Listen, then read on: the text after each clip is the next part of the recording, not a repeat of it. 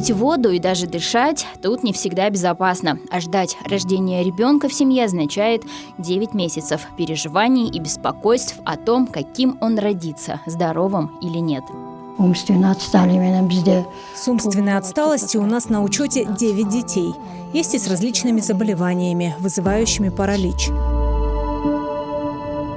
Это юго-запад Кыргызстана, село Кан. С кыргызского название означает «руда» или «полезные ископаемые». В его окрестностях располагается самое крупное хвостохранилище в Баткенской области. Тут когда-то добывали свинец. Когда я была беременна, мне врачи ничего не говорили, все было в порядке. Изначально у меня двойня была. Один погиб при родах, второй, Эмир, остался жив.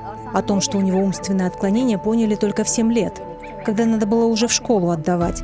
Он не хочет учиться, убегал, не понимал уроки. Я вместе с ним училась, водила в школу до 8 класса. Несмотря на то, что переработка свинца велась здесь еще полвека назад, производственные отходы тех лет до сих пор находятся в открытом виде. И в ветреную погоду пыль с хвостохранилищ окутывает село. Мне всего 27 лет, но у меня уже активно выпадают волосы. Лысина такая.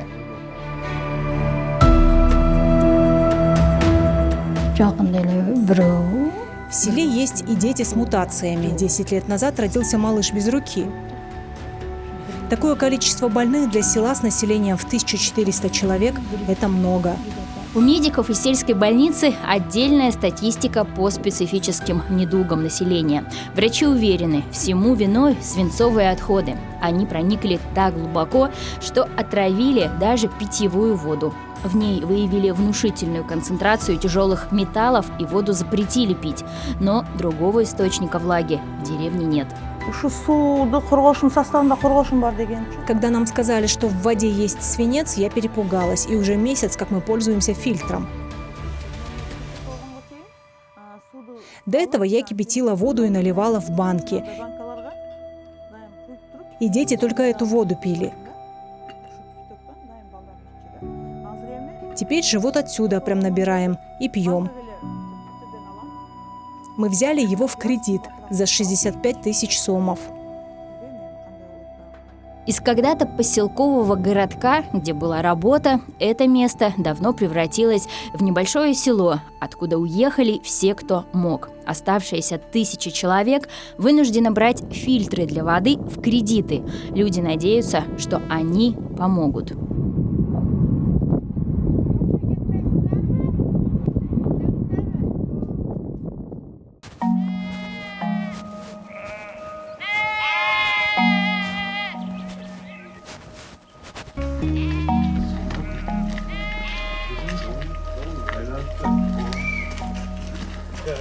Тургунбай – один из немногих молодых людей села Кан, кто остался жить в родной деревне и смог найти тут себе занятие. Руководит художественным отделом сельского дома культуры.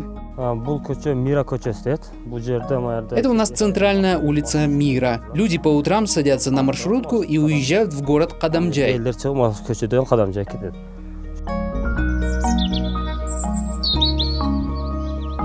Кадамджай – это один из крупных городов в Баткенской области. И там, в отличие от села Кан, есть работа. Правда, на дорогу до туда уходит около 2 часов. И вечером обратно. Люди работают в сфере общепита или на стройках. Из 100% молодых 90% уже в Москве, остальная часть в Европе, потому что в селе нет работы. В основном она есть только у преподавателей. Другим же найти себе занятие с достойной оплатой очень сложно, поэтому и уезжают.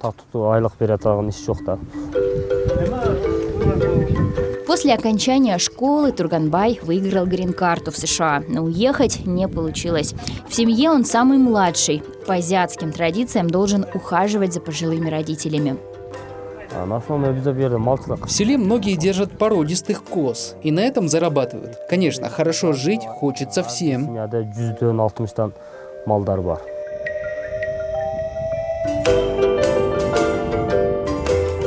Животноводство – главное занятие жителей Кан. Многие тут держат коз таджикской и узбекской породы.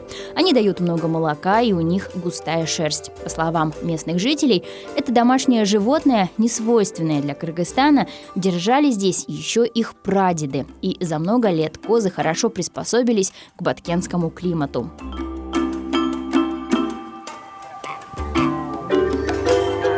Село Кан стало активно застраиваться после Второй мировой войны, когда в горах нашли свинцовые залежи – стратегический металл для изготовления пуль. В 50-х село разрослось до статуса поселкового городка и называли его Советский. Тут проживало около 10 тысяч человек. Практически все мужчины работали на шахтах.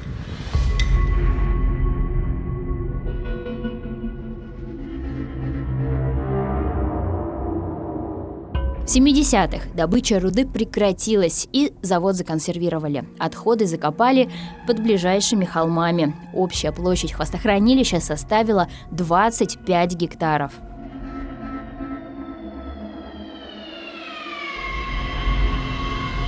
По оценкам специалистов, это около 2,5 миллионов кубометров загрязненного песка. Руду обогащали на заводе, рядом с селом. Там же вываливали и отходы. Красная почва означает, что оставшийся в земле свинец до сих пор окисляется.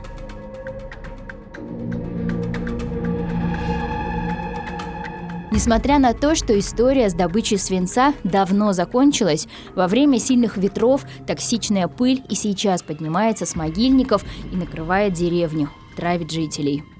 В 2013 году МЧС ликвидировала 3,5 гектаров земель с отходами, убрав песок. Следующая рекультивация была проведена через год. Тогда убрали зараженный песок с 2,5 гектаров. Остальная часть территории в 11 гектаров так и не тронута по сей день.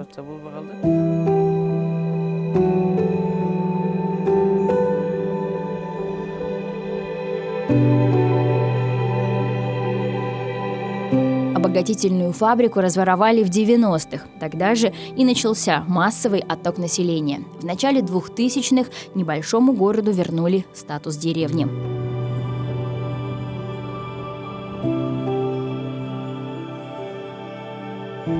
Сильное землетрясение, произошедшее тут в 2011-м, оставило многих без крыши над головой, и люди были вынуждены покинуть поселок. Так и случилось, что сейчас здесь проживает всего около 1500 человек.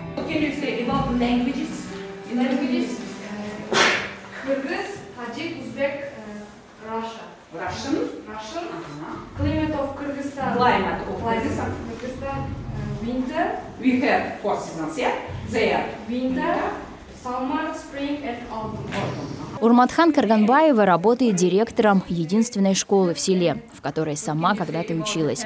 Обучение здесь ведется на русском, а делается это для того, чтобы выпускникам школы потом легче было адаптироваться в больших городах в поисках работы.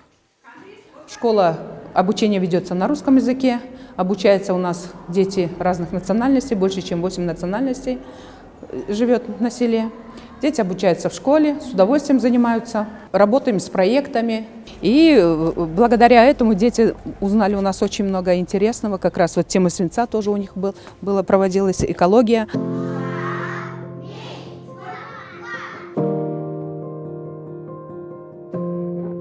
Хвостохранилище уже законсервировано.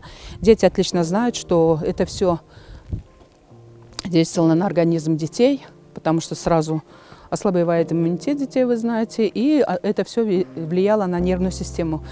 Несмотря на все минусы, Урматхан вернулась после института в село, потому что это ее родина. Директора больше всего беспокоит здоровье учеников. Несколько лет назад специалисты из Международной экологической организации выявили в крови у детей высокую концентрацию свинца. Основным источником тяжелого металла назвали питьевую воду, которая поступает в село Згор, где раньше работала шахта. С водой были проблемы, установили вот такой вот, как видите, аппарат, кварцевый аппарат получается. Он проходит 3 стадии, а на 4-й стадии уже вода полностью очищается. Это было установлено в школу, в садик и в лицей. Пожалуйста, мы сегодня с вами познакомимся с татарским писателем-поэтом Муса Джалиль. Открыли? Муса Мустафович Джалиль, советский татарский поэт. Запишите, пожалуйста, коротко о биографии этого поэта. 1906 года. Таракет, Хумам, Дамурат, Ильяс. У меня много друзей в школе. Амир, Умар, Саид Мурат. Я люблю с ними играть в футбол. В 1919 году, запишите, пожалуйста, 1919. Алан учится в 8 классе. Учителя говорят, что мальчик почти не понимает предметов, поэтому не сдает экзамены, не получает оценки. В школу ходит больше для социализации. В детстве врачи поставили ему диагноз – умственная отсталость. И таких, как Алан, в школе еще 2, а по всей деревне людей с различными ограничениями в здоровье 40 человек. Среди них и сын Турду-Алиевой. Когда я была беременна, мне врачи ничего не говорили, все было в порядке. Изначально у меня 2 было, один погиб при родах, второй, Эмир, остался жив. О том, что у него умственное отклонение, поняли только в 7 лет, когда надо было уже в школу отдавать. Он не хочет учиться, убегал, не понимал уроки. Я вместе с ним училась, водила в школу до 8 класса.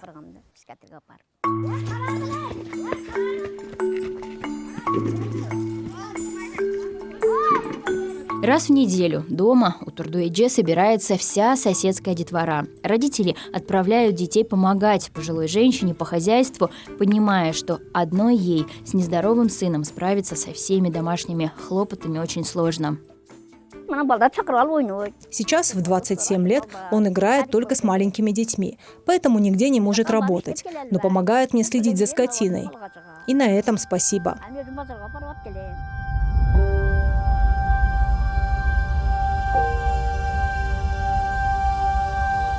Экологи резюмировали, чтобы уменьшить количество больных детей, пить сырую воду ни в коем случае нельзя. Но устанавливать фильтры дома для многих – это роскошь. Да и вне школы дети пьют воду прямо из колонок.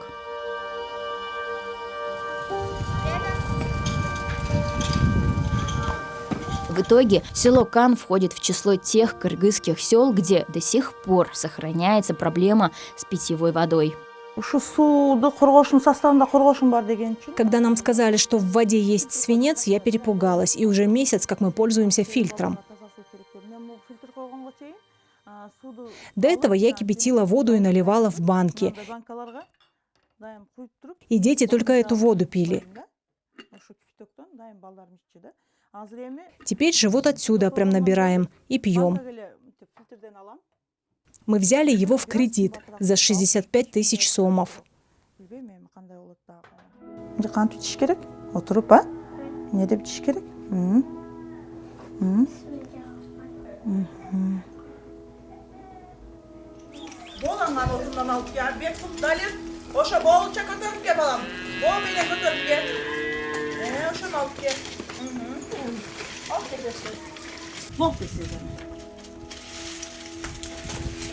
Бексултан, кебер балам. Мынау иштерин алайынчы, силерге жем бериш керек. Күнүгө ушу балам жем берет да силерге. Жүр. У Бегаим 7 детей. На их здоровье она не жалуется, но говорит, что на зубах у всех уже есть кариес.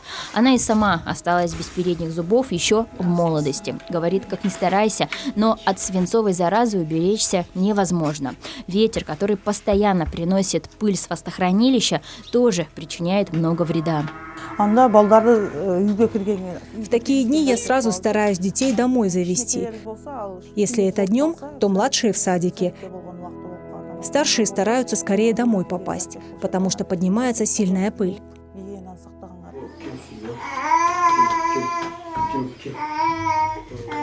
Чтобы поддерживать здоровье своих детей, Бегаим следит за их правильным питанием. Покупать фрукты и орехи постоянно не всегда позволяет бюджет семьи. Старается как может. Сегодня на ужин манная каша, свежий хлеб и финики.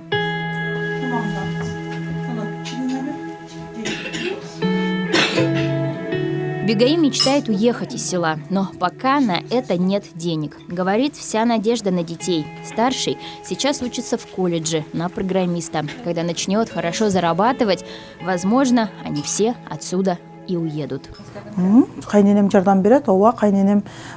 По дому мне помогает моя свекровь. Если я что-то готовлю, она смотрит за детьми. Муж тоже старается во всем меня поддерживать. Вот установили стиральную машину, воду домой провели. Но, несмотря на это, сложно здесь жить. Хотелось бы уехать в более безопасное село.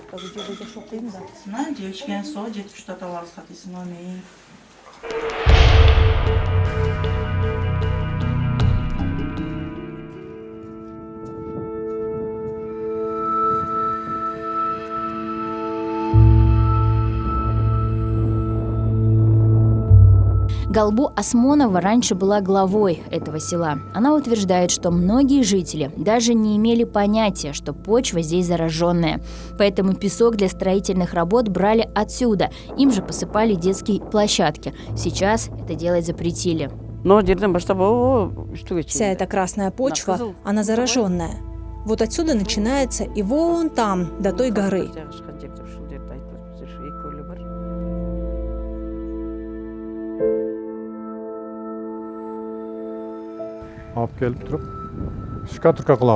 Вот эти заборы были отштукатурены песком из хвостохранилищ. Все тут так делали. Очень мелкие, отлично подходит. Еще и бесплатные. Говорят, несмотря на запрет, местные жители до сих пор им пользуются.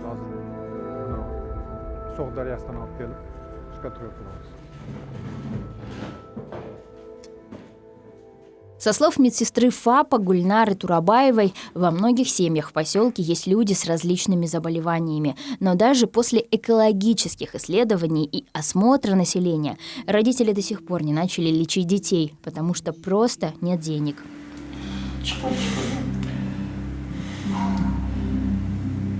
Медсестра – единственная постоянная сотрудница медучреждения. Врач-терапевт приезжает в село из райцентра раз в неделю. Когда его нет, Гульнара Турабаева выполняет все его функции, поэтому знает о здоровье населения практически все.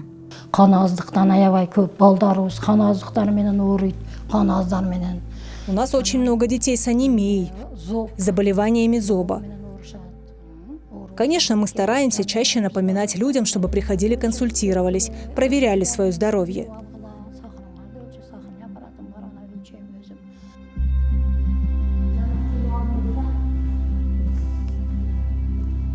Здание ФАПа – бывшая больница, построена основательно. Здесь были хирургические, рентген-кабинеты и даже родильное отделение. Сейчас большая часть здания заперта до лучших времен.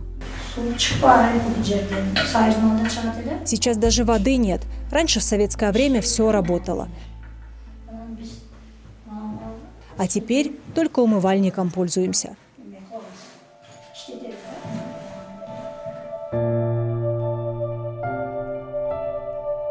Гульнара Турабаева считает, что только две вещи могут изменить непростую судьбу этого села. Создание комфортных условий для медиков, которые бы всерьез взялись за здоровье местных жителей, и окончательная ликвидация хвостохранилищ. Насколько реально привлечь сюда специалистов и осовременить клинику – вопрос открытый. А вот хвосты обещают скоро убрать. Недавно приезжал министр ЧС, лично, со специалистами. Работы запланировали на этот год. Они хотят полностью убрать почву и песок с этих хвостохранилищ.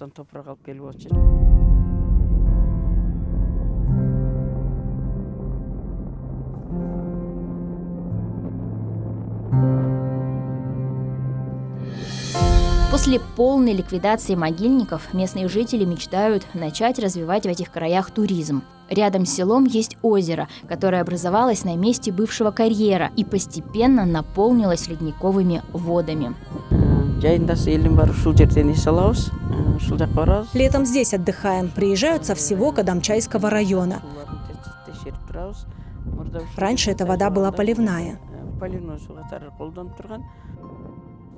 Местные говорят, что купаться тут безопасно. В 2016 году независимые специалисты брали пробу из озера. Исследования показали, на удивление многих, что в воде нет тяжелых металлов. С тех пор у жителей села Кан есть мечта – построить рядом с водоемом дома отдыха и привлекать сюда туристов.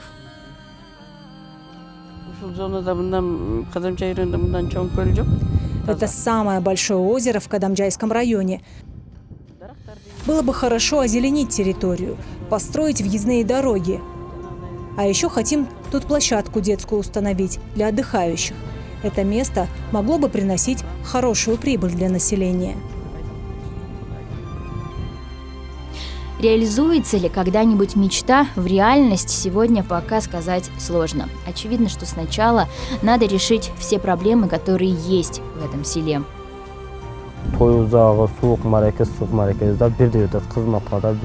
Мы все праздники отмечаем вместе. Свадьбы, поминки. Даже если не зовут, то сами приходим на помощь. Этим наше село отличается от остальных. С таким дружным народом никуда уезжать и не хочется, а только жить и трудиться ради села.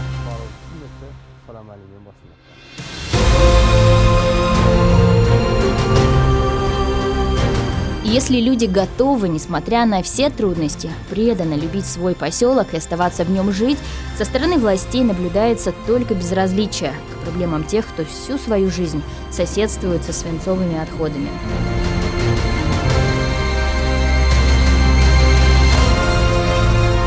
Жители села Кан как будто уже и сами не верят, что настанет счастливый момент, когда хвостохранилище будет полностью ликвидировано, и хотя бы будущее поколение не будет беспокоиться о своем здоровье.